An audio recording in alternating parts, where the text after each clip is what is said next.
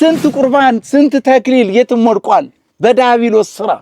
እኔ እኮ ጠዋት ወጥቻ አዲስ አበባ ሄጄ እኮ ለማታ ማላምናት ሚስቴን ያጣሁት ትመጣና በሌላው ሰላም በሆነበት ካስዬ ለምን አንፋታም ትለኛለች።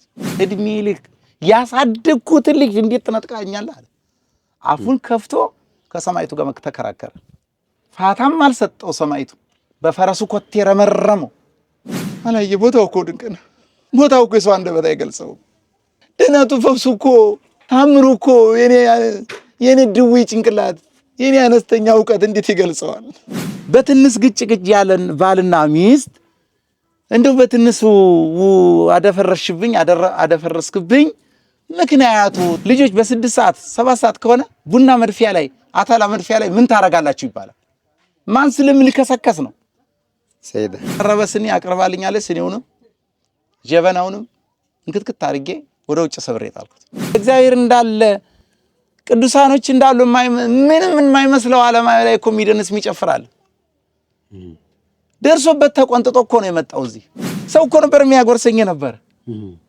ሁለቴ እኮ ነው ታመምኩት። አንድ ብቻ እኮ አይደለም፣ ሁለቴ እኮ ነው ሬሳ ያሆንኩት።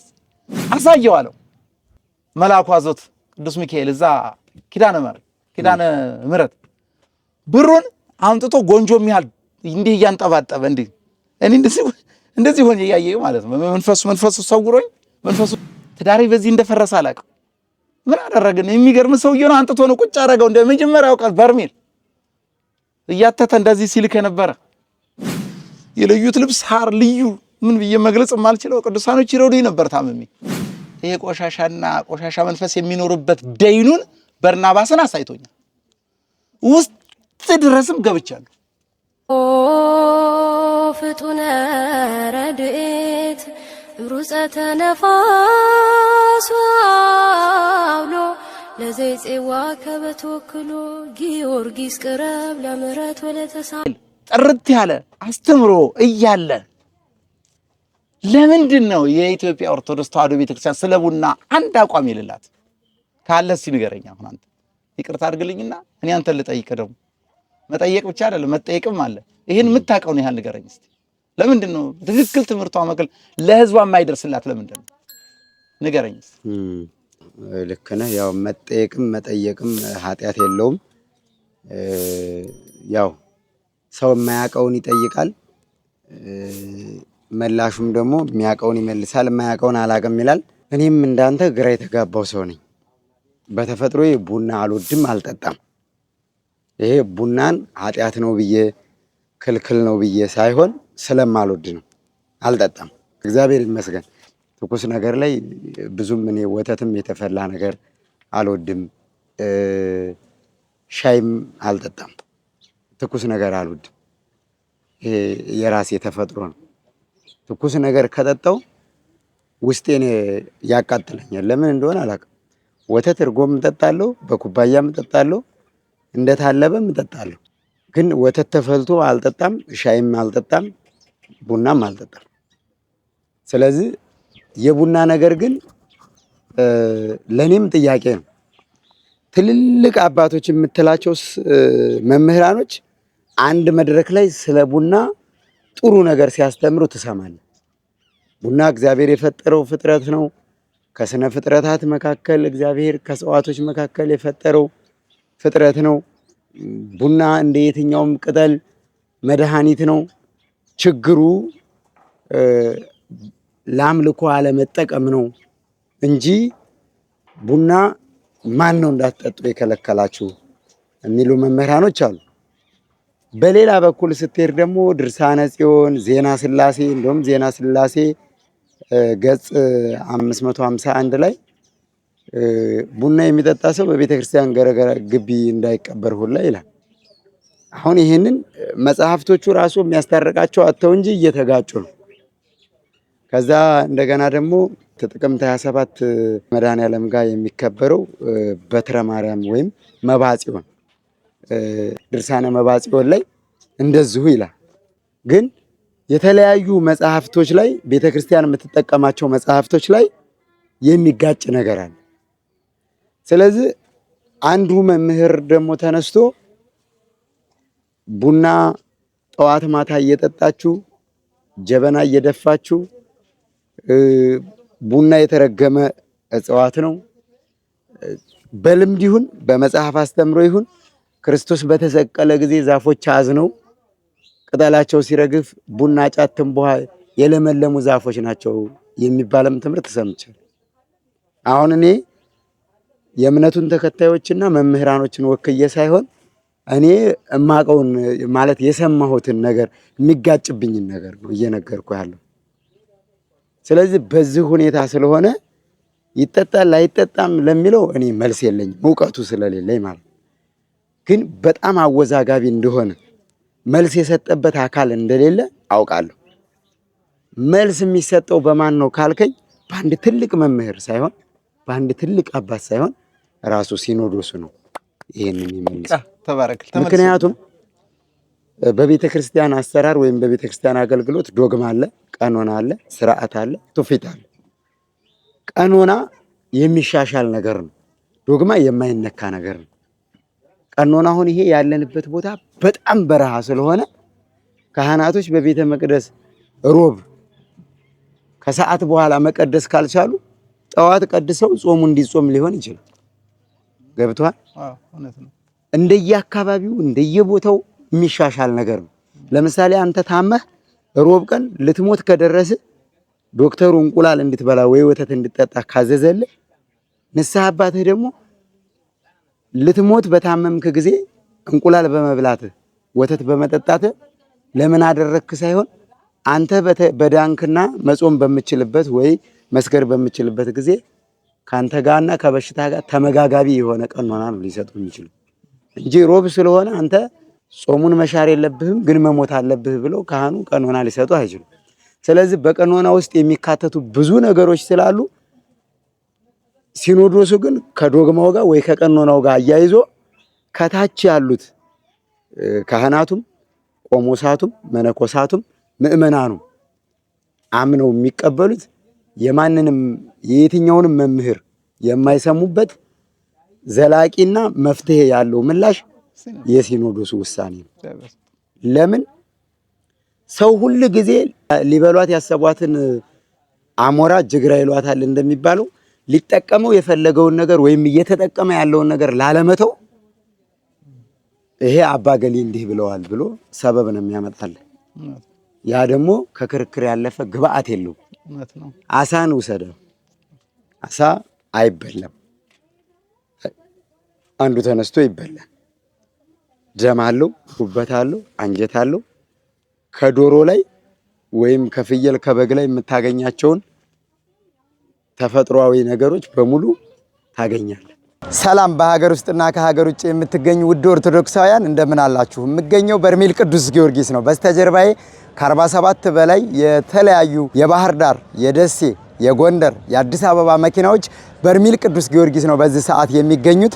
ህዝበ ክርስቲያኑ ደግሞ ከካናዳ፣ ከአውስትራሊያ፣ ከአሜሪካ ከተለያየ ዓለም ሀገራት በርሜል ቅዱስ ጊዮርጊስ ለድህነት ተሰብስበዋል። ኦርቶዶክሳውያኑ እንግዲህ መጋቢት 30 መነሻ ሚያዝያ 9 መመለሻ ታላቅ መንፈሳዊ ጉዞ ተዘጋጅቷል። በ09 06787878 በ0965 454545 በመደወል ባሉን የምዝገባ ውስን ቀናቶች ቀድማችሁ እንድትመዘገቡ እነሆ ይላችኋል ኤልሻዳይ በጎ አድራጎትና መንፈሳዊ የጉዞ ማህበር። ይሄንን የበረከት ቦታ መጥታችሁ ደጁን እንድትረግጡ ለዚህ ቦታ እንድትበቁ አምላከ ቅዱስ ጊዮርጊስ ይርዳችሁ። አሳ ላይ ግን አብይ ጾም ሲገባ የጾም ምግብ ጀምረናል። አሳ ጎላሽ፣ አሳ ለብለብ፣ አሳ ክትፎ፣ አሳ ወጥ፣ አሳ ጥብስ። በቃ አሁን ይሄ ለመሸጥ የፈለገ ነው፣ ለስራ ለማትረፍ የፈለገ ነው። የሚበላውም ደግሞ የበሬና የፍየል ስጋ ተወ እንጂ አሳ ነው የሚበላው። በእርግጥ አታክልቶችም እንደ ምግብ ከተባለ ከአሳ እኩል ከፍየል ስጋ ከበሬ ስጋ እኩል ሊያጠግቡም ሊያደልቡም ይችላሉ። ግን እነዚህ ደግሞ ደም ያላቸውና ጡሎላት ተብለው የሚጠሩ ምግቦች በየትኛውም አጋጣሚ ጾመንም ውለን እንደውም በተነካካ ዕቃ እንበላም አይደል?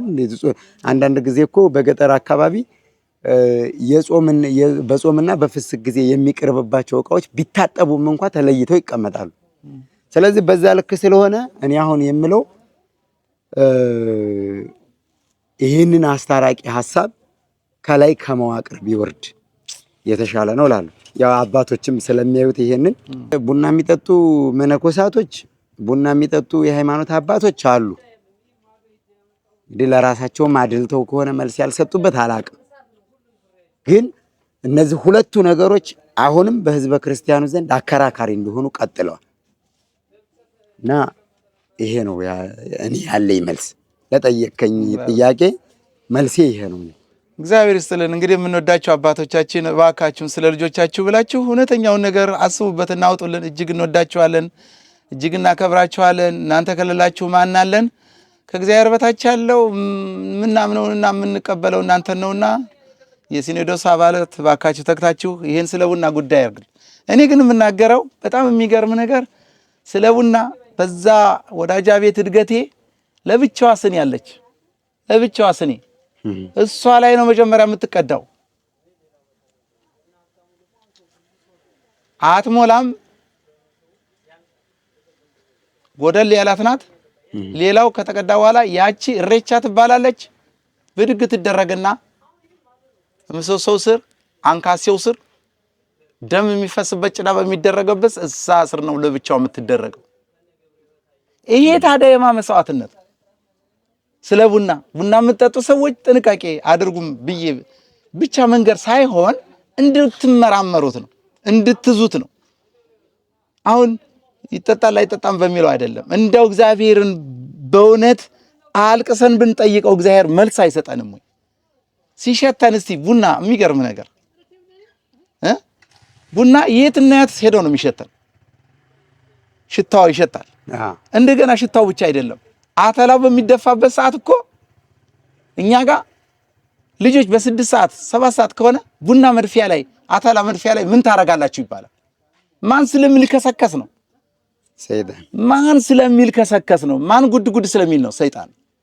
ወደ ዋናው ነገር ይልግባልህና እዛው ጸበሉን ይዤ እንደቆምኩ ወደ ታሪክ ልመለስልህና ነገርኳት። እመቤቴ እንዲህ ብላኛለች።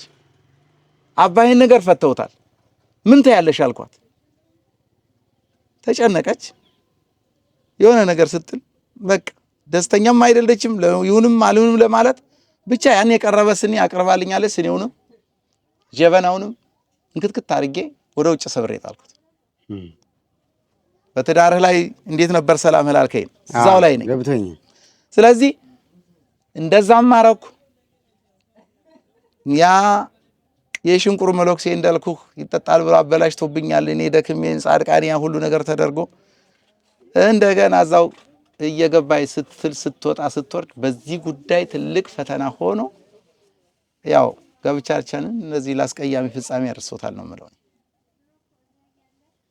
የጋብቻ ስርዓቱ ሲፈርስ 4 ልጆችን ወልዳችሁ ስትለያዩ የሃይማኖት አባቶች፣ የንስሐ አባታችሁ፣ የአካባቢ ሽማግሌ፣ የሷ የአንተ ቤተሰቦች፣ የጓደኛ ሁኔታ አስተዋጽኦ አልነበረበትም ወይ እናንተን ለማስታረቅ?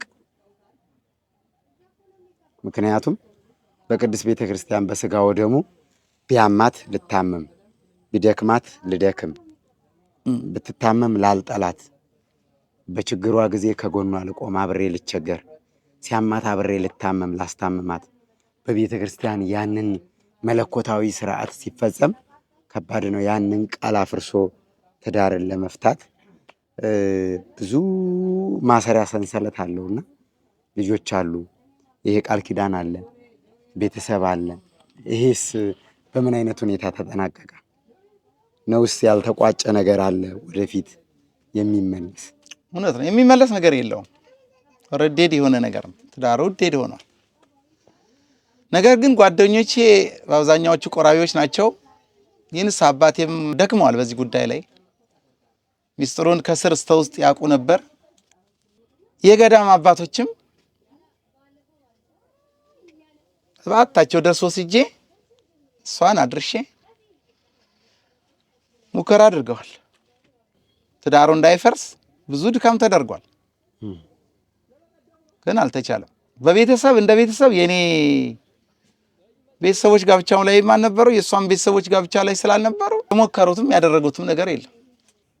ግን በዛን ሰዓት አሁን እሷም የተቋረጅ ወሰን ጋላ ወይ ምናምን አይደለም አካኪ ዘራፍ ልንል እንችላለን። ከተሰጠህ ነው። ቅዱስ ሚካኤል እንኳን ዲያብሎስ በተከራከረው ጊዜ ምንድን ነው አለ የሚለው? እግዚአብሔር ይገስጽህ እንጂ የስድብን ቃል ሊናገር አልሞከረም ይላል። ዲያብሎስን በመሳደብ አካኪ ዘራፍ በማለት ሳታሸንፈው ኃያሉ ሰማዕት እንደዚህ ግዙፉን ታላቁን የመሰለውን በቅዠትህ በግልጽ ባልሆነ እየመጣ የሚያስፈራራህን እንዲህ በግልጽ ሲከሰክሰው ነው እንጂ በርሜሎ አንበሳ የሚለይህ። አሁን ነው ሚስጥር የተገለጸልኝ። አሁን ነው እግዚአብሔር ኃያልነቱን ድሮ ሳልረዳው ቀርቼ አይደለም፣ የበለጠ እንድረዳው ጌታዬ ምን ያህል ሸክሜን እንደተሸከመው የተረዳሁት አሁን ነው እንጂ። ስለዚህ እሷ አሁን ሌላው ሰው የሚሰማው ተረት ሊመስለው ይችላል። ይድረስበትና ይኸው እውነቴን ነው። በማንም አይደረስ። ለምን መሰለህ ይድረስበትና ለምን ማርኮ ነው። ሰው ካልደረሰበት አይማርም። አላየህ ተረት ይመስላል። አሁን እኮ የሚጨፍር ወንጌል እንዳለ እግዚአብሔር እንዳለ ቅዱሳኖች እንዳሉ ምንም የማይመስለው ዓለማዊ ላይ እኮ የሚደንስ የሚጨፍራል። ደርሶበት ተቆንጥጦ እኮ ነው የመጣው እዚህ። እውነቴን እኮ ነው የምነግርህ። እዚህ አባት ሳይቀር በርሜል እስቲ ለፍተሻ ብለው ምንድን ነው የምታረጉት ብሎ የመጣባት አንድ አገልጋይ እየነገረኝ ነበር። ሆኖ እንደወጣ እንግዲህ አባት መሎክሴ ነው ተብሎ ግን መሎክሴ አይደለም። ከመርካቶ ገዝቶ ለሌላም የፈጠነ ነገር አለ። እዚህ ብዙ ነገር እኮ የሚመጣል። ደፋሮች አሉ። ደፋሮች ከተፈጥሯቸው ይሁን ካወለዳር ከፍጥረታቸው ይሁን የሚመገቡት ምግብ አንበሳ ያርጋቸው አላውቅም። እንዴት ነው ካልተቆነጠጥክ እግዚአብሔርን የምታውቀው? ንገረኝ። እንዴት ነው እግዚአብሔር ጭልንጭሉ ብርሃኑን ካላሳየህ እንዴት ነው የምታውቀው? እኔ እኮ በትከሻ ሄጄ በእግሬ መጥቼ እኮ በትከሻ ሄጄ እኮ ነው ሽንት ቤት ስወጣ ነበር። እዚህ ቦታ ሰው እኮ ነበር የሚያጎርሰኝ ነበር። ሁለቴ እኮ ነው ታመምኩት። አንድ ብቻ እኮ አይደለም፣ ሁለቴ እኮ ነው ሬሳ ያሆንኩት። ሊገድል እኮ መጣ ዲያብሎስ ሊገድል። የሚገርም ነገር እንደ ጀግና ግደለው ተብዬ ምናምን አለ ማርያም እዛ ኪዳነ ምሕረት አለ አዎ ገለውም ቅዱሳኖች እኮ መጣው። እንዲህ ብዬ ልንገርህ ሰው ተረት ነው የሚመስል። እንደዚህ እየወደኩ እንደዚህ ሲዙኝ ምናምን እነሱ ያነሱኝ ነበር፣ ይደግፉኝ ነበር ከህዝቡ ጋር እንደዚህ ከአንገት በላይ እንደዚህ ከደረት በላይ ይታዩኝም። ሌሉ ስብስብ ብያለሁ። የለዩት ልብስ ሐር ልዩ ምን ብዬ መግለጽ የማልችለው ቅዱሳኖች ይረዱኝ ነበር ታምሜ። ክብር ለድንግል ማርያም ልጅ፣ ክብር ለአማኑኤል። በእውነት ነው የምነግርህ፣ ሲደርስብህ ነው የምታውቀው። በቃ ልንገርህ፣ የሚስቅ አለ፣ ይሄን የሚሰማ የሚስቅ አለ፣ የሚተች አለ። እኔ ግን የእውነትና የእውነት እነግራለሁ፣ የእውነትና የእውነት እመሰክርለታለሁ ለእግዚአብሔር፣ ለሰማይቱ እመሰክርለታለሁ ላደረገልኝ ነገር። ያን ግዙፍ የሚመስል ዛርና የዛር አውለያ በጣሶ ነው። ተወንድሞቼ ላይ እኮ 7 ቀን አልጠቀመውም ሲስብ። ዛሬ የመጨረሻዋን ጥምቀት ተጠምቄ ነበረ። ምናልባት እግዚአብሔር ነገ ተነገ ወዲያ ልገባ ስለሆነ ነው የመጨረሻ ያልኩ። ይቅርታ አድርግልኝ። ተክልዬ እኮ እያወናጨፉ በእንትን ሲሰበስቡት ይታየኝ ነበር፣ ይታወቀኛል። በግልጽ ነበር የሚሰበስቡት። እና የሚገርምህ ነገር ይሄ ጋብቻ ሲፈርስ የነበረ ሰው አረ ወዴት አረ ለምን ያለ የለም ያልከኝ። የሚገርምህ ቆጫቸውም አልቆጫቸውም ለተወላጅ ለእህቷ ልጅ ምናምን እንደዚህ በግልጽ አርቄ ይሄ ቤት ሊፈርስ ነው፣ ይሄ ተራ ሊፈርስ ነው፣ ይሄ ነገር ሚስጥር አርቄ የነገርኳቸው እኮ ከምንም ዘራ ይቆርጥ። እሷ እኮ ምንም አልሆነችም። እኔ ባለቤቴ እኮ ምንም አትሆንም። እኔም ምንም አልሆንም እየኖርኩ ነው። መድኃኒዓለም እያኖረኝ ነው። ገብቶሃል? እያኖረኝ ነው። ልጆቻችን ግን ተጎዱ። የሚገርምህ ከተለያየን ጀምረን ከልጆቼ ተገናኝቼ አላውቅም፣ ታይቼም አላውቅም። የክፋቱ ክፋት፣ የዳቢሎስ ክፋት ቢያንስ ጭካኔው ስንት ዓመት ወዲያውን 3 እና 4 ዓመት ሆኖታል። ወደዛ አካባቢ ገብተናል። ልጅን ማጣት ያስተማርከው ልጅ ያቅፈህ እንደዛ አልኩ። ከእርግዝና ጀምሮ ነው እንክብካቤ። እኔ ሌላ ባዕድ እናቴ ገብታ ለሷ አጥሚት እንድትሰራ ፈቃደኛ አይደለም። ሌላ ነገር የሚያደርጓት ነው መሰለኝ። እኔ ነኝ አጥሚት የምሰራው፣ ገንፎ የምሰራው እኔ ነኝ። እንዲህ ኮኝ የከፈልኩለትን ጋብቻ ነው ያሳጣኝ ዲያብሎስ ጠላት። አየህ ሌላው እንዲነቃ፣ ሌላው በግጭት ያለ ባልና ሚስት ንቃ፣ ማን ጠላት እንደሆነ እሷ እንዳትመስልህ፣ እሷ ላይ ያደረው አጋንንት እሱ እንዳይመስልሽ። አዎ እሱ ላይ ያደረው አጋንንት እንድትማርበት ነው፣ ሰው እንዲማርበት ነው። እኔ እኮ ይመስለኝ ትመጣና በሌላው ሰላም በሆነበት ካስዬ ለምን አንፋታም ትለኛለች። የሚገርም ማስታወሳቸው ቃል የእመቤታችን ስዕል ትዝና የኡራኤል እንደዚህ የሚያጋጥማት እክሬስ እንደወርቀ ለምን እናንተ አንፋታም? መፋታት ነው የሚሻለን ትለኛለች። የሚገርም እንዲህ አይነት መንፈስ ስዕልህን ይዘህ አሁን ከስዕል ጋር የሚጸልይ አጋንንት አለ። ካንተ ጋር የጸለየ ካንተ ጋር ትጉ እየመሰለ መስሎ የሚኖር አጋንንት እንዳለ እኔ ለምን ጥያቄ ጠይቄ ነበር። ይሄ ሁሉ እዛ እያረኩ ትግል እያረኩ ከአጋንንት ጋር እኔ መንፈስ እንዳለብኝ ራሱ አላቅም ነበር። የሚገርም ነገር እንዴት ነው እኔ መንፈስ የሚኖርብኝ? እዚህ ጋር እየሰገድኩ እየጾምኩ እየጸለይኩ ስርዓቱን በአቅሜ ልክ እያከበርኩ ነው እምል ሰው አየህ። ሰማይቱ ነው እዚህ ያወጣው ያዝረከረከ። እኔ አሁን እሷና ሌሎቹም እዚህ ቦታ መጥተው በንስሐ ገብተው እንዲጠመቁ እንዲድኑ ነው የምፈልገው። ይሄ ከሆነልኝ ዲያብሎስ ድል ሆነ። መንፈስ ቅዱስ ደስ ይለዋል እኮ አላየህ አይመስልህም? ሰው እንዲማር ስንት ነው ጋብቻውን ያጣው? ስንት ቁርባን ስንት ተክሊል የትም ወድቋል በዲያብሎስ ስራ። እኔ እኮ ጠዋት ወጥቻ አዲስ አበባ ሄጄ እኮ ለማታ ማላምናት ሚስቴን ነው ያጣሁት። እሷን ከማጣ ምን ነው በሞትኩ ብያለሁ። ልጆችን ከማጣ ምን ነው በሞትኩ ብያለሁ። ግን ሞቴን አሁን ለንስሐ አደረገው። በሞት ነው ረቦቱ ግን ንስሐ ላልገባ ወይ ንስሐ ውስጥ ላልሆንም ይችል ነበር። አየህ በእድሜ መቆየቱ እሷ ለመሞቷ ለንስሐ ጊዜ ሰጥቷታል እግዚአብሔር። እኔ ለመሞቴ ለንስሐ ጥሩነቱ ይሄ ነው። ያለ ሰው እኮ ነገ ታዲያስ ትባላለህ። ትዝታንም አንድ ቀን ተገናኝተህ ታወራለህ። የሞተ ሰው መጥፎ ነው። ንስሐ ያልገባ ሰው መጥፎ ነው። ንስሐ ከነ ንስሐው የሞተ ሰው እኮ ብዙ ጉዳት አለ። ስለዚህ በትንሽ ግጭግጭ ያለን ባልና ሚስት እንደው በትንሹ አደፈረሽብኝ አደፈረስክብኝ ምክንያቱ ጠቋርና ጠቋር አባውሌ ናቸው። እባካችሁ የሰው ልጅ ተረዱ። ምክንያቱ ወሰን ጋላና ወሰን ገፊዎች ናቸው። ቆማጣ የሚያደርገው ብር አለንጋ የሚባለው መንፈስ ነው። ይሄ ነው እንድትረዱ ነው። ከሁሉም መንፈስ ይብሳል የዛር መንፈስ። አስማት አለ። አሁን እኔ ሌላውን ነገር እንደው ወደ መሃላ ላይ የምትለኝ ነገር ብትለኝ ምነግርህ ነገር ሊኖር ይችላል። ገበሬው እዚህ ይሰቃያል። ሴት ወንዱ አምራቹ እኔም አንተንም እዚህ ቆመን እንድንሄድ ያደረገን ገበሬ ያመረተውናል እንዴ? ይሄን የለበስከው ገበሬ ሴቱ የፈተለዋል እንዴ? በአስማት በመተት የምታሰቃዩ ይሄ ትምህርት አልገባቸው ብሏቸው በትምህርት ያልዘለቁ በቤተ ክርስቲያነት ያልዘለቁ ድውያኖች በቃ አንካሶች አሚራቸው ለጥሩ ነገር ያልታዘዘ ሰው ላይ በመስደድ እኔ አሁን ለምሳሌ አንድ መንፈስ እዛ ጮኋል። የሚገርም ነገር ጋብቼ ላይ አንዱ አስማት ተደርጎ ነው ተልኳል። ቃሽም ነው በቀላል ቀጥቅጦ ነው ያስወጣው።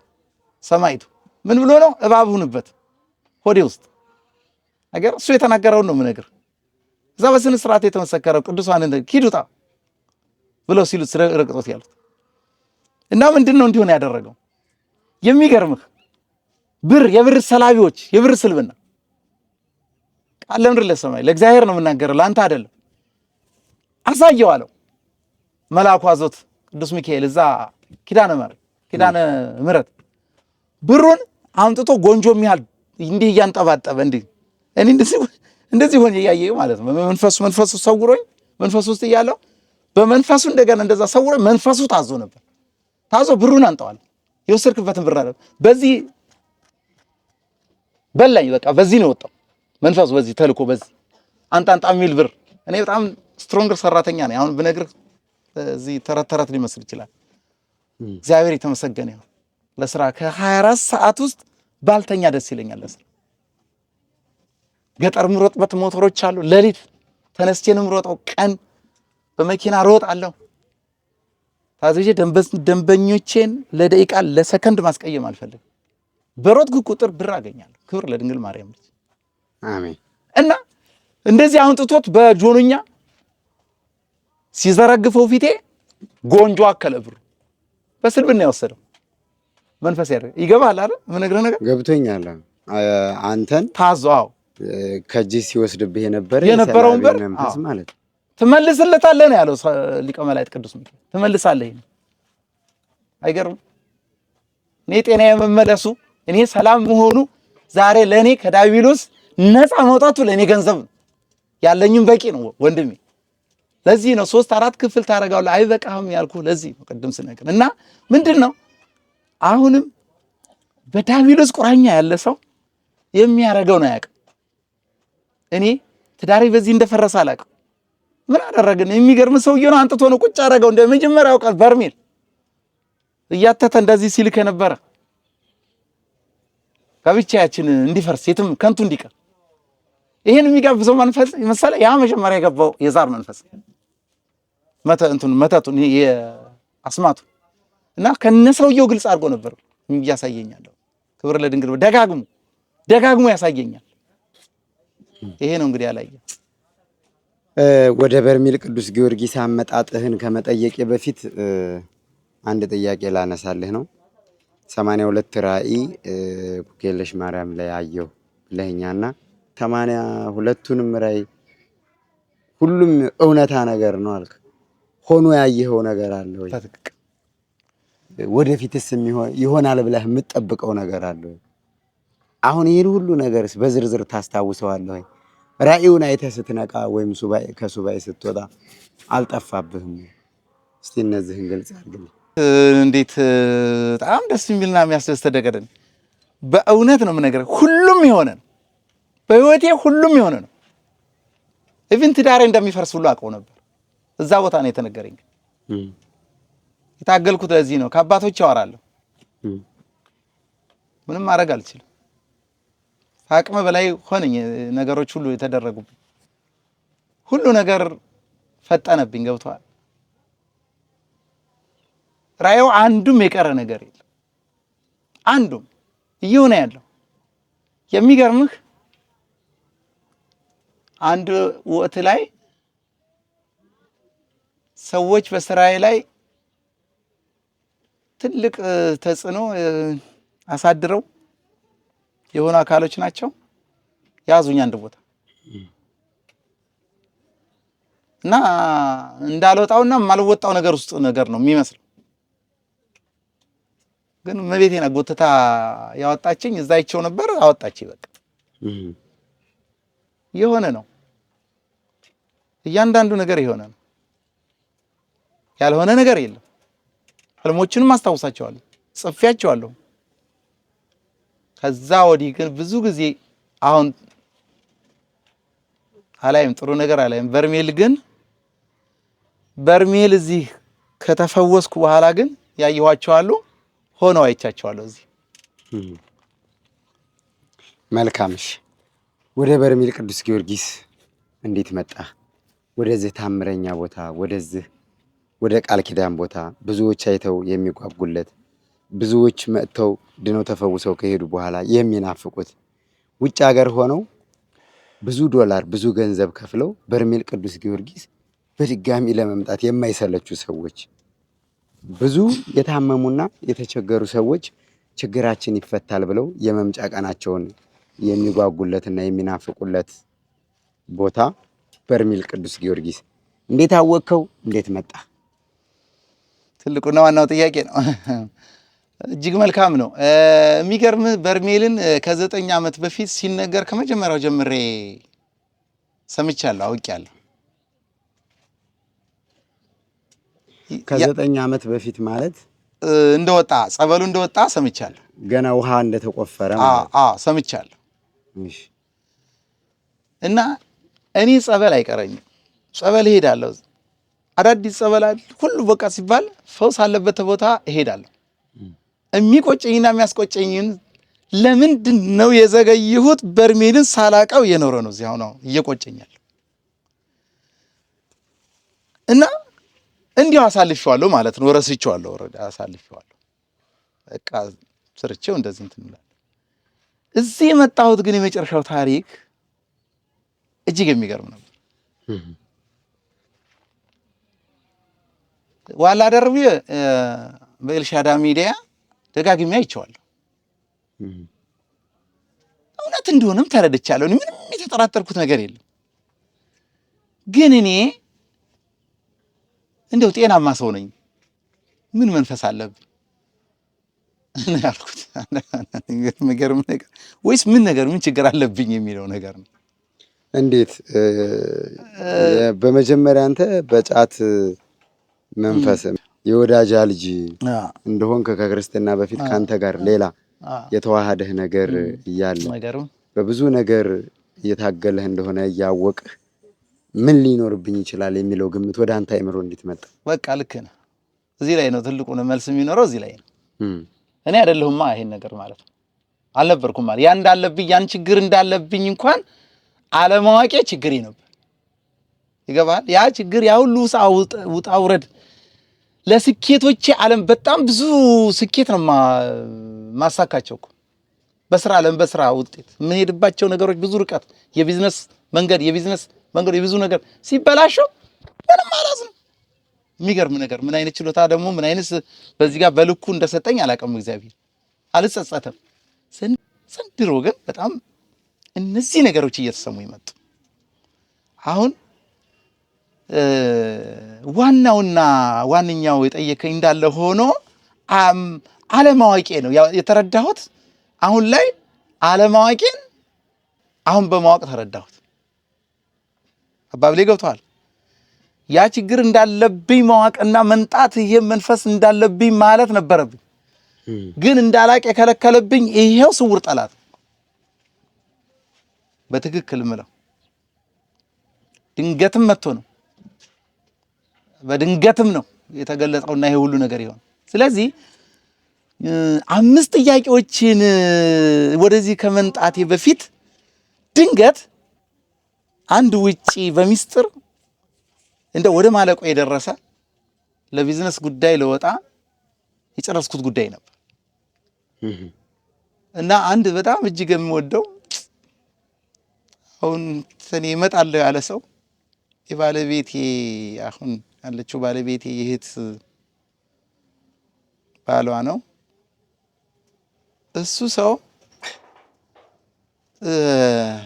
ምን ልበልህ ከንቱ ውዳሴ እንዳይሆን እንፈቅደው የሚያፈቅደኝ ሰው ነውና እነዚህ የውጪ ጥያቄ እያለ ዶታላ አይደለ ጨርሻለሁ። ወደዛ ለሄድና ለዛ ጉዳይ ማለት ነው። እሺ እና በሚስጥር ለሱ ነበር ይሄን ምን ነገር የውጪውን ምናምን እና ሳይጄ እንትን ማለት አለብኝ የሆነ የሚመጣ ቃል አገሬ ላይ ይሄን ማሽን አንጥቼ እዚህ ላይ እንደዚህ የምለው እቅድ አለና እሱ ይሄን ጉዳይን ያውቃል። እና አንድ ቀን አዲስ አበባ ተገናኝተን ወደ ቤት እየገባን ወደ ቤት እየሄድን ያወራ አው ጸጋ እኔ እኮ በቃ መሄድ አለብኝ ምናምን ስለው እባክህ አንተ ካስዬ አንተ አሰማኝም ለምታደርገው ነገር ለምንድን ነው እግዚአብሔርን የማትጠይቀው? ለምንድን ነው በቀላሉ በርሜል የማትሄደው? ሰማይቱ በርሜል ይነግርህ የለ ወይ? እኔ ነገርኩህ።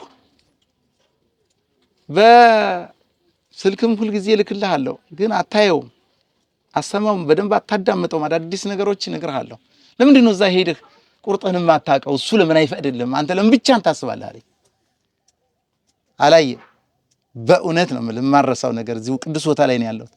ሰውነቴ ትርትር ስንጥቅጥቅጥቅጥቅ አለ። በቃ ይሄን የሰማሁት አይ ቲንክ አስታውሳለሁ። ቀኑ ሐሙስ ቀን ነው።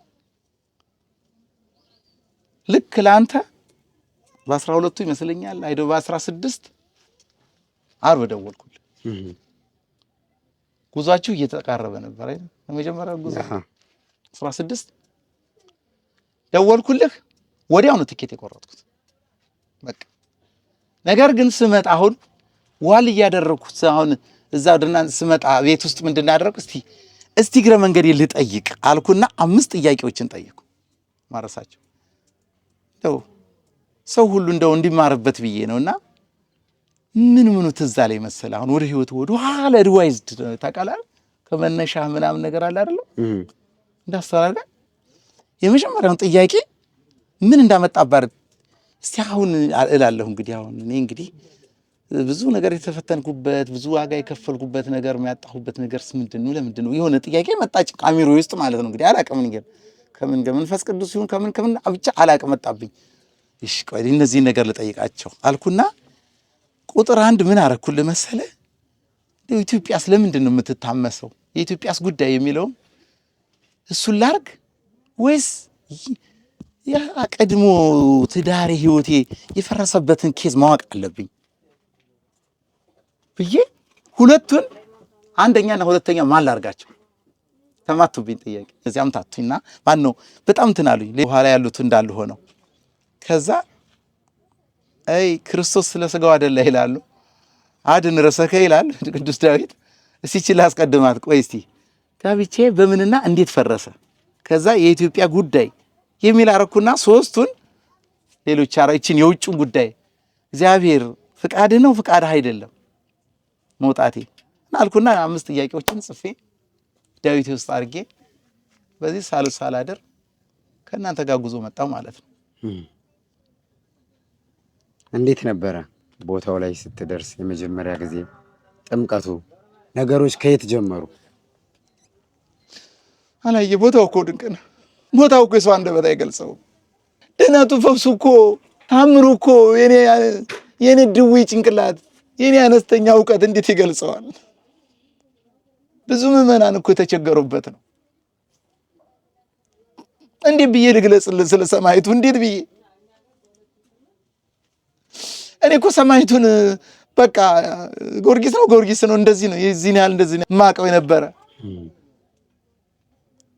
ወደጁ እንደውም እኮ ክርስትና መጨረሻ ላይ የተነሳሁት ወደ ኋላ ቅድም ያነገርኩህ ነው እንጂ እሱ ነው ያነስ ለሰውም አልሰጥም ለልጆቼ ለሰው አልሰጥም ብሎ ጊዮርጊስ ቤተክርስቲያን አባቴ እዛ ሁሉ ነገር ተደርጎ ከዳቢሎስ በኋላ ጅምብሪ በኋላ የተደረገ ጥምቀት በኋላ እዛ የተነሳሁት እንዴት ይህን ሰማይት ረስቼው ኖርኩኝ? ምን አይነት ልብ ነው ያለ? ምን አይነት ደንቆሮ ነበርኩኝ? ዝክር በስሙ እንኳን ጻፍ ገዝቼ እንደማላቅ ነው የምነግርህ። እዚህ ግን እንዴት ሆኖ እንደደረሰኝ ልጄ ብሎ ዳቢሎስ እንዴት መንጭቆ እንዳወጣኝ ልጄን ነጨቀኝ እኮ መንጭቆ እንደወሰደኝ በፈረሱ እንዳደረሰኝ ስነግር እንዴት ብዬ ልንገርህ? በቃ ቦታ ላይ ስደርስ በጣም ፍጹም ሰላም ነበረኝ። እሑድ ገባን፣ ሰኞ ነበር ጥምቀት ታስታውስ? አልፈራው ጸበሉ ሊያስፈራኝ የቻለ ነገር ምንም ነገር የለም። ግን የሚገርምህ እንደው ሰላም ለኪ ብለህ አሁን መንፈስ ይጋለጻል። እኔ አላውየው እንደዚህ ያሉ ምስክር በሚዲያችሁም ካለ ንገረኝ እባክህ፣ ማወቅም እፈልጋለሁ። ሰላም ለኪ ዘንሰግድ ብሎ ነው የጀመረው። መንፈሱም ሲጮህ አዎ ታወቀኝ ነበር። እሺ በቃ እስከ መጨረሻው ድረስ ጸሎተ ማርያምን እንደወጣው ይታወቀኛል። ከዛ የሆነውን ነገር ምን ልንገርህ? ሰዎች አሁን በአብዛኛው ለኔ ለየት ታለብኝ ብዬ የምነግርህ ምን አልነ ሲወጡ ጠይቁ ነበር። ምንድነው ያልነው ታስታውሳላችሁ? ንገሩኝ እያሉ ሲጠይቁ አውቃለሁ። እኔ ግን እያንዳንዱ ድርጊት ይታወቀኝ ነበር። ሰማይቱ ከዚህ ጨለማ አስቀያሚ ቆሻሻ ከሆነ መንፈስ መንጭጎናው ቀጥቅጦ ረምርሞት ፈረሱ ላይ ሲያደርሰኝ ከጥልቁ ስገባ ጥልቁ አድርሶት አሳይቶኝ ከጥልቁ ሲያወጣኝ በግልጽ ነበር የሚታወቀኝ። ይሄ አንድ ቀን ጥምቀት ነው። 5 ቀን ነው አለ የተጠመቅነው። 5 ቀኑን ተጋልጿል። 5 ቀኑንም በዚህ ሁኔታ ነበር። ሌሎችም የተለዩ ብዙ ነገሮች አሉ። እነሱም ይታወቁኝ ነበር። ለምሳሌ እስቲ ዘርዝራቸው። አሁንም እኮ መግለጽ ነው የሚያቅተው። መግለጽ ነው የሚያቅተው ስልህ አለ እኮ አሁን የተደረገልኝ ነገር የምናገራቸው ነገሮች አሉት የምታየው። እንደው ለምሳሌ ምልህ እንደው ከጥሩ ነገር ወጣ ብዬ ይሄ ቆሻሻና ቆሻሻ መንፈስ የሚኖርበት ደይኑን በርናባስን አሳይቶኛል። ውስጥ ድረስም ገብቻለሁ አስገብቶኛል። ሰማይቱ ነበር እንዳየው እንድማርበት ይመስለኛል አስገባ ዙንዛ ጥሎት እኔን በፈረሷ ፍጥነቱ መንኮራኩር ልበለው ጀት አውሮፕላን ልበለው ምን ልበለው ልጁ ሰማይቱ ፍጥነት አዝሮ ሰው ልጅ ሀጥ የሚኖርበትን መንደርና መንደራቸውን በሙሉ አይቻል። ያን ያየ ሰው እንዴት ልበለው ኃጢአትን ኮርም ነው የሚለው መቼም ነው የምንለው። ስጋ ነኝ እኔ ነገም እንደምን አላውቅም። ግን የምተማመንበት ነገር እግዚአብሔር ነው። ፍጹም የሱ ልጅ ነኝ ሌላ ሊሆን አልችልም። ግን ነገ እግዚአብሔር በምን እንደሚደሰትብኝ ብዬ የማስበው ነገር እንደገና የምበድለው እያወቅኩ የምበድለው ሳላቅ የምሰራው እኮ ኃጢአት ነው ይባላል። አውቀ የምሰራው እኮ በደል አይደለ? ያወቅኩ የምሰራው በደል እኮ ደፍረህ እግዚአብሔር ይቅር ባይ ነው ይቅር ይለኛል ብለህ የምታደርገው የድፍረት ኃጢአት አይደለ? ስለዚህ ይህ ሁሉ አስቀያሚውን ዓለም አይቻለሁ፣ ክርፋቱን አይቻለሁ፣ የዲያብሎስን ቆሻሻነቱን፣ አኗኗሩን በዚህ ዓለም እያማለለ ጥሩ አስመስሎ ይዟቸው የሚገባበትን ነፍሳት እነዛን ነፍሳቶች የሚያኖራቸውን ቦታ አሳይቶኛል በግልጽና በግልጽ። አሁንም ደግሜ ስመጣ ተመላልሼ ይሄንን አይቻለሁ። አሁን 5 ቀን ተጠምቀህ ተመልሰህ ሄደህ ድጋሚ የመጣህበት ምን ምልክት አይተህ ነው? ምን መልእክት ተነግሮህ ነው? ምንስ ቀርቶህ ነው? በጣም አሪፍ እግዚአብሔር በጣም በጣም በጣም የሚገርም ነገር ከህይወቴ የማይለይ የማስበው ነገር እሱን ነው። ሄድኩኝ ንብረት ነበረኝ የምሸጠው ነበረ። ተቀስቅሷል፣ ኦልሬዲ ተመቷል። በአብዛኛው መንፈስ እንደተቀጠቀጠልኝ እንደተያዘልኝ ሙሉ እምነት አለኝ። ግን ደግሞ የቀረና ይልቁንም አሁን በኔ በኃጢአተኛ በቆሻሻው ላይ ሆኖ ደግሞ እግዚአብሔር የሰራው ድንቅ ታምር በወንድሞቼ ላይ ያለው ሲያሰቃይ የነበረ የ50 ዓመት ሙሉ ሲገበርለት የነበረው መንፈስ መጎተት ከወንድሞቼ ላይ ከእህቶቼ ላይ በስም እየጠራ መውጣቱ ድንቅ ነው። ተመልከት፣ ነፃ መውጣታቸው ሆነ ወንድሞቼ በእርግጠኝነት። እነሱ ግን ግማሹ አሁን በዚህ ሰዓት ግማሹ አንዱን ይጎትታል እንደ አባታቸው እንዲሆኑ የሚያስቡ አሉ። አለማወቅ እኮ ነው። ተቃውሞ የሚኖሩ አሉ አውቃለሁ። እነሱ በአብዛኛዎቹ ግን እዛ ዓለም ላይ ናቸው። እና ሄጄ ግን አላየን ስበላም ስጠጣም በርሜል ነው የሚናፍቅ። እና ስራዬ ላይ አንድ ነገር ገጠመኝ ከዚህ ከሄድኩ በኋላ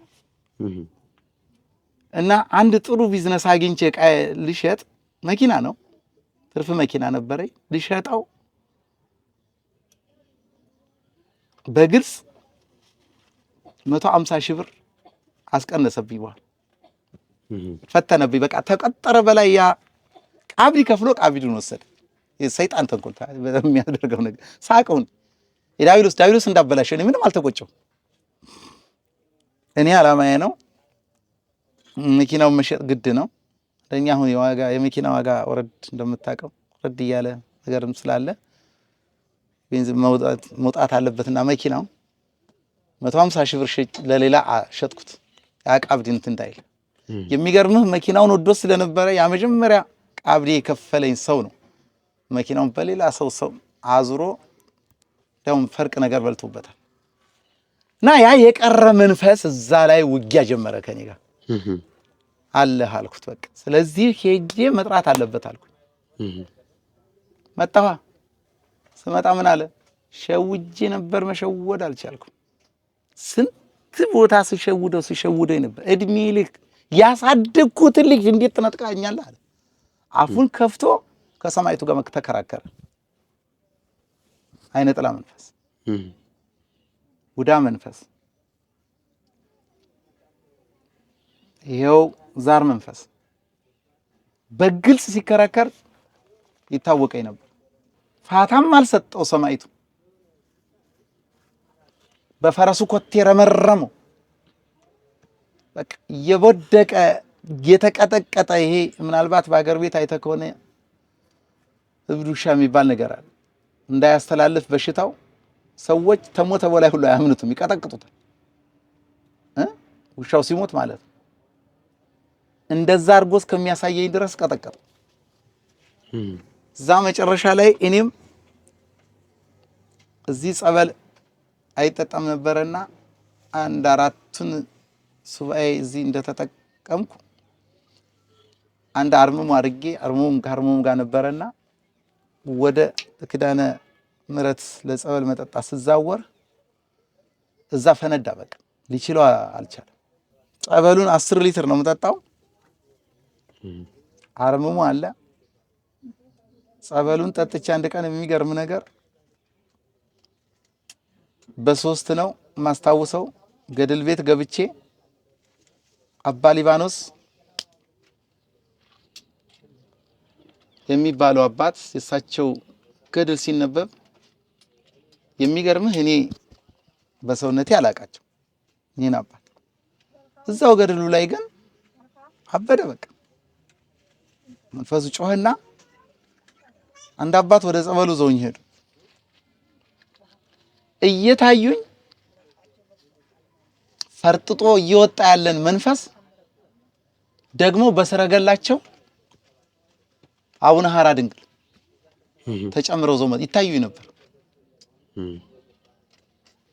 አባ ሊባኖስ ይዘውት እንደገና አሁን ሌላ ተጨማሪ መንፈስ ሲፈረጥጥ እንደው እኮ የሚገርም ነገር ድፍረቴ አለ ስለፈልበርም ይታው ድፍረቴ ያቺ የጻድቃን ከተማ በዛች ውስጥ ገብቶ ለማምለጥ ማሰቢያ አለ። አቡነ ሐራ ድንግል አሁን በሰረገላቸው ዘው ከች አርጎ ፊቴ እንደዚህ ሲያመጡት ይታወቀኝ ነበር፣ ይታዩኝ ነበር። እና ተያዘዛ ዝርክርኩ ወጣ። ምንም አልቻለም። ከዛ ወጥቼ ማታ ላይ ዝክር ነበር። ዝክር ሲበላ ጮኸ፣ ተነሳ። ከዛ ምንድነው የሆነው? ግደል አሁን በጣም ስለጨነቀ ግደለው ተብለናል፣ ልንገድል መተናል ምናምን የሚል ነገር ማስፈራራት አይለፈለ ተጉዳይም አልቆጠረችው። ኪዳነ ምሕረት ተያዘ። ማታ ላይ ምን ሆንላለሁ? መድረክ ላይ ድርስ እንትን ጸሎት ተደርጎ ሳቱ። በቃ ነው ወጣ። ተቅማጥ አትለውም፣ ሽንት አትለውም።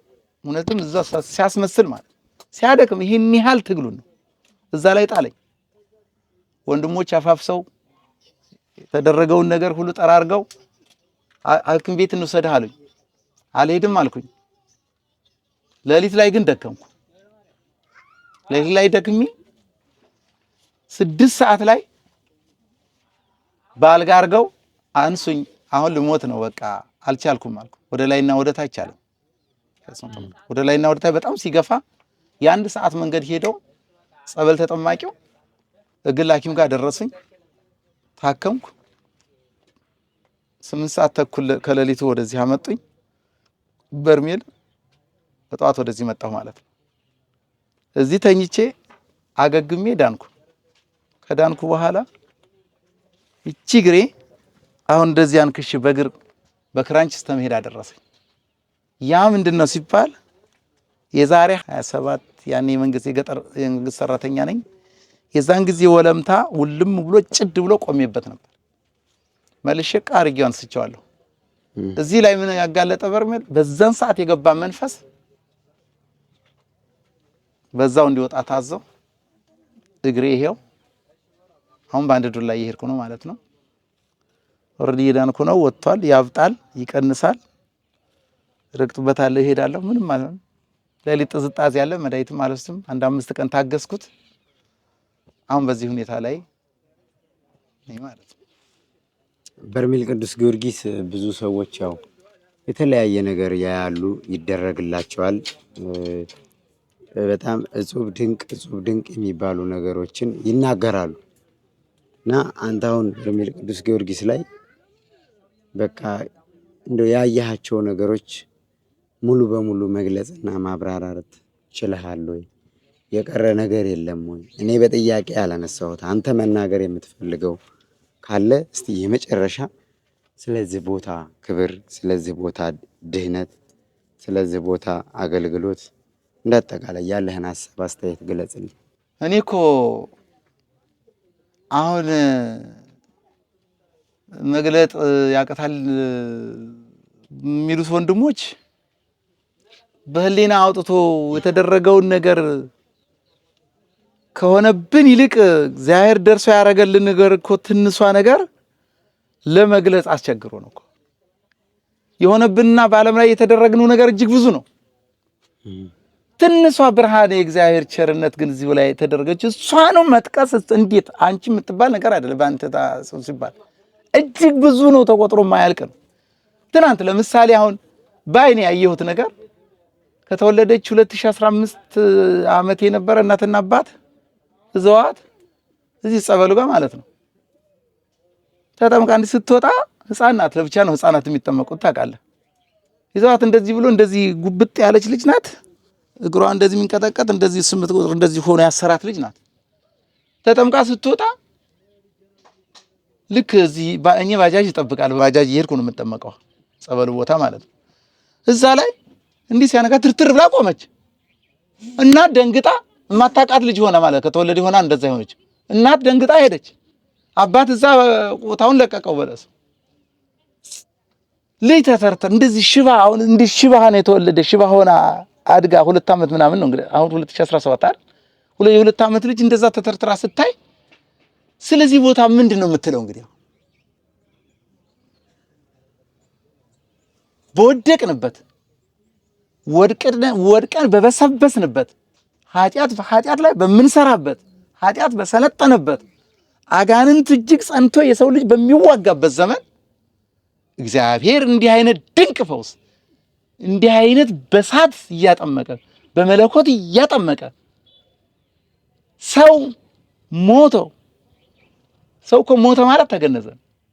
እዚህ ቦታ ላይ ግን ሞቶ እንደገና ተነስቶ ሄዳል። ከጸበሉ አይተህ ከሆነ እኮ ሲወጣ በአብዛኛው እጅግ የተደረገለትን ነገር እያለቀሰ የሆነውን ነገር መናገርም መስማትም ማመንም እያቃተው ነው የሚወጣው። እና እኔ ራሴ ልምሽ ሆነ ወገቤ ከሰበረኝ እጄንም እግሬንም ከሰበረኝ በኋላ እኮ የሚገርም ነገር ምንድነው የታየው ነገር እንደዚህ በዱላ በቃሬዛ ገብቼ ቃሬዛ የሚባል ነገር አለ በድንክ ገብቼ እዛ ውስጥ ሰማይቱ ደርሶ ተርትሮ አቁሞኝ ማለት ነው። ድኝ አቁሞኝ ለፍቃድህ እስቲ ይሁን ምን ታረግለታለህ በበሽታ ምን ታረጋዋለህ ብሎ ሲያስረክበኝ ይታወቀኝ ነበር። በዛ ለህመሙ ለደው ማለት ነው። አጋንንት ማሳመም ይችላል። ጥበቡ አልተቀማውም፣ ስልጣኑ ነው እንጂ ጥበብና ስልጣን ይለያያሉ። ስልጣኑ ቢኖረው እንዲህ አመድ ባረገን፣ ጥበቡ ግን በጥበቡ እያንዳንዳችንን ያጋጨናል፣ እያንዳንዳችንን ያጠላላናል፣ ያገዳድለናል፣ ያፋጀናል። ዶየም ስለሆነ ደግሞ ያሳምመናል። ስለዚህ ምን ተብሎ ከምን ተጀምሮ እምን ላይ መቋም ያለው ነው ታምሩ እጹብ ድንቅ ነው። በአጠቃላይ ስራ ግሩም ነው፣ ስራ ድንቅ ነው፣ ስራ ግሩም ነው፣ ስራ ድንቅ ነው እየተባለ ማለፍ ብቻ ነው። ያላዩ እየመጡ እንዲፈወሱ ታምሩን እዩ። ምን ይመስላቸው ተረት የሚመስላቸው ተረት እንዳልሆነ ይረዱ ነው። እኔ ሌላ ምን እላለሁ? መጨረሻን ያሳምርልህ፣ ጨርሶ ይማርህ። አሜን። እግዚአብሔር በቃ ብሎ ይሄ ከልጅነት እስከ እውቀት ለ52 ዓመት ያክል ካንተ ጋር የተዋሃደ ርኩስ መንፈስ ለአንዴና ለመጨረሻ ቅዱስ ጊዮርጊስ ፍጻሜህን አሳምሮልህ ቀሪ ዘመንህን ያቋረጥከው ወደ ስጋው ደሙ በክብር እንድትመለስ አምላከ ቅዱስ ጊዮርጊስ እንዲረዳህ መልካም ምኞቴን እገልጻለሁ። በድጋሚ እንግዲህ ደግሞ ሌላ ጊዜ እንገናኝ ይሆናል። አመሰግናለሁ። እግዚአብሔር ይስጥልኝ። እኔም በጣም አመሰግናለሁ። ታሪኩ በነገራችን ላይ በዚህ አያልቅም። ሌላ የጽሁፍም ቀጣይ ስላለ ሚዲያችሁ ላይ እመጣለሁ። እንግዲህ ባለ አካባቢም ያው ስለትም ቢኖር ታደርሳላችሁ። ገብሬታም ታዛዦች ናቸው። ከጉባኤም አልለይም። በጸሎት አስቡኝ። እግዚአብሔር ከእናንተ ጋር ይሁን። እጅግ በጣም አመሰግናለሁ። ሰላም ሁኑልኝ። መልካም። እሺ የተወደዳችሁና የተከበራችሁ አድማጭ ተመልካቾቻችን ያለሁት በርሜል ቅዱስ ጊዮርጊስ ነው። በርሜል ቅዱስ ጊዮርጊስ አካባቢ የናፈቃችሁ እስቲ ትንሽ ከተቀመጥኩበት ተንቀሳቅሼ ቤተክርስቲያኑን አስቃኛችኋለሁ ወይም አሳያችኋለሁ። ተከታተሉኝ። በርሜል ቅዱስ ጊዮርጊስ ሁልጊዜ ተናፋቂ፣ ሁልጊዜ ተወዳጅ ቦታ ነው። ተምሯችሁ ከፍ ከፍ ያድርጋችሁ፣ ከፍ ያድርግ። እንጀራችሁን ያብዛው። ልጆች ተባረኩ። ብሩክ ጭኖር እንጃር መክራችሁ ይጽናላችሁ፣ አስተምሯችሁ ይጽናላችሁ። አቡነ ዘበሰማያት። ምንም እንኳ ሙቀት ቢሆን፣ ምንም እንኳ በረሃ ቢሆን ዕለት ዕለት በደጁ ፈውስ እና ታምራት የሚከናወኑበት እጅግ አስደናቂና አስገራሚ ቦታ ነው። አዲሱ ህንፃ ቤተክርስቲያን በስተጀርባ ይታያል። አካባቢው ፀሐይ ከመሆኑ የተነሳ ዛፎች፣ ቅጠላቶች ረጋግፈዋል። ህዝበ ክርስቲያኑ ግን በዚህ ቦታ ላይ መጥቶ እየዳነ እየተፈወሰ ይገኛል። ለዛሬ የነበረን መርሃ ግብር ከበርሜል ቅዱስ ጊዮርጊስ ቀጥታ በቦታው ላይ በመገኘት እኔ ወንድማችሁ አላየ ከነበረኝ እንግዳ ጋር በዚህ መልኩ ይህን ፕሮግራም አዘጋጅቼ አቀረብኩላችሁ። በሌላ ፕሮግራም እስከምንገናኝ ድረስ ሁላችሁም እዚህ ቦታ ላይ መጥታችሁ እንድትድኑ እንድትፈወሱ መልካም ምኞቴን እየገለጽሁ ቸር ሰንብቱ።